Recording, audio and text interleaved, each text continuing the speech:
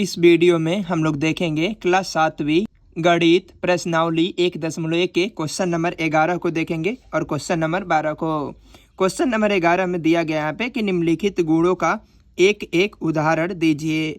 Option A में है क्रम विनिमय नियम, बी में है साहचर्य गुण, सी में संवरक नियम, ऑप्शन डी में है योज्य तत्समक।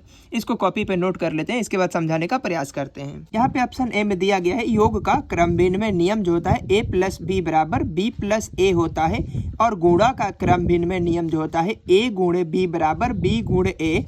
यहाँ पे दिया गया था कि योग का क्रम विनिमय जो नियम है इस पर एक एक ना एग्जाम्पल बताना है हम लोगों को। तो a प्लस बी दिया गया है, तो यानी यहाँ पे हम लोग 2 और +3 ले लेंगे, और यहाँ पर फिर b को पहले कर दिया गया है और a को बाद में किया गया, तो हम लोग 3 को पहले और 2 को बाद में कर लेंगे। यही इसका उत्तर हो जाएगा। ऑप्शन बी में दिया गया कि साहचर्य गुण होता है a प्लस बी, और b में हम लोग c को जोड़ते हैं, तो b प्लस c को पहले जोड़ देते हैं, और बराबर में जब करते हैं संख्या को तो a प्लस बी को पहले जोड़ लेते हैं और c को बाद में रख देते हैं।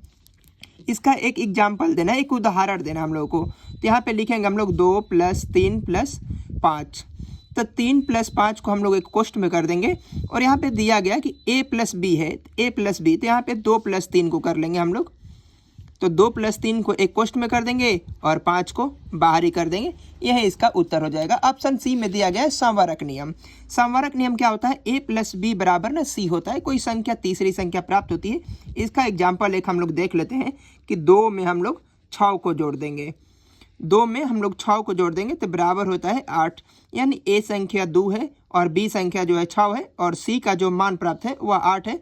यही इसका उत्तर हो जाएगा। और ऑप्शन डी में दिया गया कि योज्य तत्समक क्या होता है कि a में कौन सा ऐसा अंक जोड़ दे कि पुनः वही संख्या प्राप्त हो जाए। तो a में हम लोग 0 जोड़ते हैं, a ही प्राप्त होता है। इसका एक एग्जाम्पल हम लोग ले लेंगे कि 4 में हम लोग अगर 0 जोड़ते हैं तो वह 4 ही प्राप्त होता है। यही इसका उत्तर हो जाए। इस प्रकार हम लोगों ने क्वेश्चन नंबर 11 को देख लिए। अब देखेंगे क्वेश्चन नंबर 12 को। ऐसा पूर्णांक युग्म लिखिए जिसका ऑप्शन ए में दिया गया कि योग करने पर -8 आता हो, ऑप्शन बी में दिया गया कि अंतर करने पर -18 है, ऑप्शन सी में दिया गया है कि योग करने पर 0 आता हो। चलिए इसको हम लोग एक कॉपी पे हल कर लेते हैं, इसके बाद समझने का प्रयास करते हैं। ए में दिया गया है कि योग करने पर -8, योग करने पर -8 है। चलिए इसको योग कर लेते हैं। दो संख्या को -2 में हम लोग -6 को जोड़ देंगे, तो -2 प्लस ले माइनस में गुणा हो जाएगा माइनस और 6 का 6, -2 और -6 -8। दो संख्याओं का योग करने पर हम लोग -8 प्राप्त कर लिए हैं।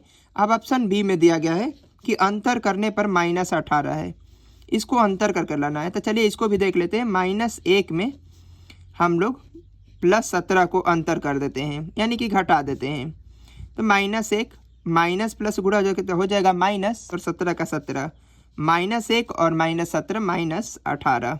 दो संख्याओं का अंतर कर लिए हम लोग यहाँ पे। और ऑप्शन सी में दिया गया यहाँ पे कि एक ऐसी संख्या युग्म लिखना है ताकि दो संख्याओं का योग जो है योग वो 0 हो। तो चलिए इसको -2 में हम लोग 2 को जोड़ देते हैं, तो अगर -2 में हम लोग 2 को जोड़ते हैं तो योग जो होता है वह 0 प्राप्त होता है। यही उसका आंसर हो जाएगा।